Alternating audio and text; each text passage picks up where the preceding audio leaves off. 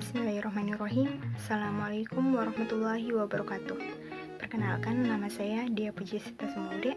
Saya berasal dari Perguruan Tinggi Institut Agama Islam Negeri Manado, Fakultas Syariah, Prodi Ahwalus Syariah atau Hukum Keluarga, kelas AS3B atau Ahwalus Syariah B, semester 3. Di sini saya ingin menjelaskan kembali atau mencoba menjelaskan kembali mengenai materi-materi yang telah dipaparkan waktu webinar pada bulan September lalu. Webinar itu bertemakan tentang force majeure dalam masa pandemi COVID-19, dampak sosial, hukum, ekonomi, dan pembangunan. Materi pertama yang ingin saya bahas di sini yaitu mengenai force majeure dalam masa pandemi COVID-19.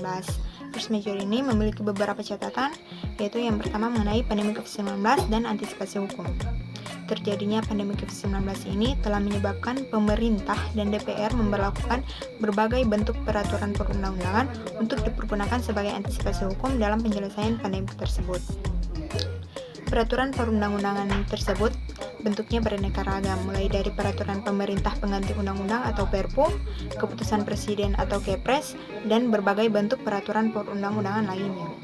Salah satu dari berbagai bentuk perundang-undangan tersebut adalah keputusan presiden atau Kepres nomor 12 tahun 2020 tentang penetapan bencana non-alam penyebaran coronavirus disease 2019 atau COVID-19 sebagai bencana nasional.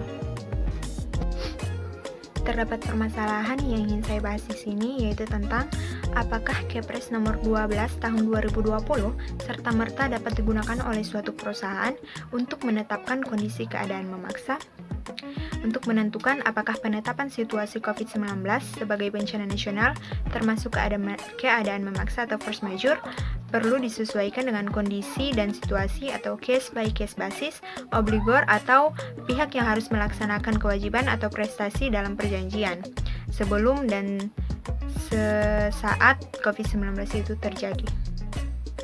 Nah, selanjutnya materi kedua mengenai realitas hukum di masa pandemi COVID-19. Di sini ada beberapa poin yang telah dipaparkan waktu webinar bulan September lalu. Poin yang pertama mengenai kesehatan krisis global multidimensi, yaitu mengenai ekonomi, sosial, politik, agama, hukum, dan juga politik. Poin yang kedua mengenai masalah besar.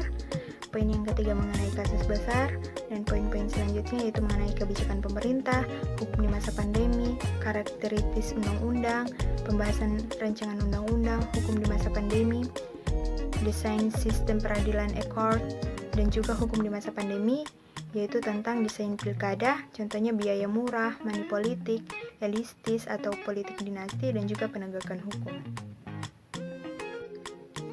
Selanjutnya materi ketiga yaitu tentang force majeure dan perubahan sosial. Di sini pembahasan pertama yaitu mengenai pengertiannya. Keadaan kahar atau dalam bahasa Prancis force majeure yang berarti kekuatan yang lebih besar adalah suatu kejadian yang terjadi di luar kemampuan manusia dan tidak dapat dihindarkan sehingga sesuatu kegiatan atau suatu kegiatan tidak dapat dilaksanakan atau tidak dapat dilaksanakan sebagaimana mestinya.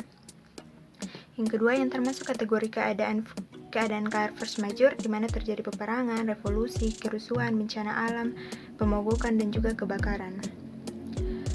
Nah, contoh revolusi di Eropa misalnya industri di Inggris atau Britania Raya. Contoh bencana alam di sini di Indonesia contohnya adalah kelaparan, yaitu kekurangan bahan pangan dalam jumlah besar yang disebabkan oleh kombinasi faktor manusia dan alam. Selanjutnya wabah atau pandemi. Wabah atau pandemi adalah penyakit menular yang menyebar melalui populasi manusia di dalam ruang lingkup yang besar, misalnya antar negara atau seluruh dunia. Nah, materi terakhir atau materi keempat yaitu mengenai memulihkan ekonomi pariwisata di saat pandemi COVID-19 dan era new normal. Pembahasan pertama di sini yaitu tentang outline yang meliputi pertama arah dan kebijakan kepariwisataan, yang kedua tantangan dan peluang di era new normal, yang ketiga sinergi pemulihan ekonomi pasca pandemi COVID-19 dan era new normal. Presiden Joko Widodo pernah berkata, pariwisata saya tetapkan sebagai leading sector.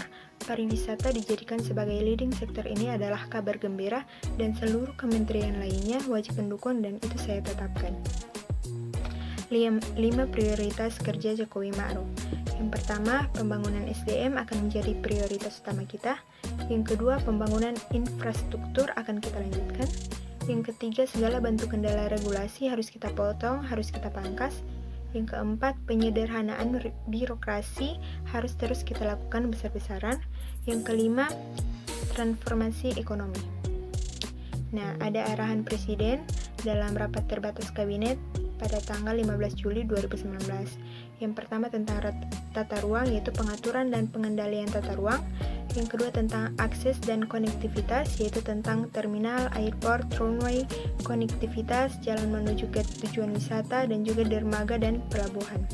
Yang ketiga tentang fasilitas di lokasi wisata, yaitu tentang penetapan atau pedagang kaki 5. Yang keempat tentang sumber daya manusia. Yang kelima tentang produk lokal, dan yang terakhir keenam tentang promosi.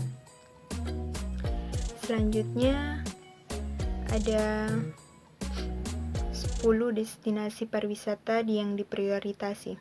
Yang pertama Danau Toba, kedua Tanjung Lesung, ketiga Kepulauan Seribu, Tanjung Kelayang, Borobudur, Bromo di Tengger Semeru, Mandalika, Labuan Bajo, Wakatobi, dan juga Morotai.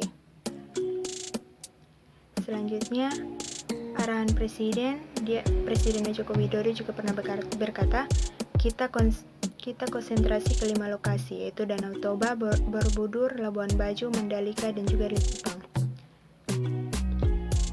Kalender of event di lokasi yang sudah sering saya sampaikan, yaitu Danau Toba, Borobudur, Labuan Bajo, Mandalika, Likupang, sudah konsentrasi di situ. Nah, ada tantangan. Yang pertama, perbaikan ekonomi pasca pandemi. Yang kedua, tentang stabilitas industri pariwisata terganggu. Yang terakhir, tentang new ways of thinking, yaitu mengenai adaptasi, inovasi, kreatif, dan juga tanggap. Nah, itulah tadi video singkat dari saya. Apabila ada kesalahan-kesalahan dalam perkataan, mohon dimaafkan. Sekian, wabillahi taufiq wal hidayah. Wassalamualaikum warahmatullahi wabarakatuh.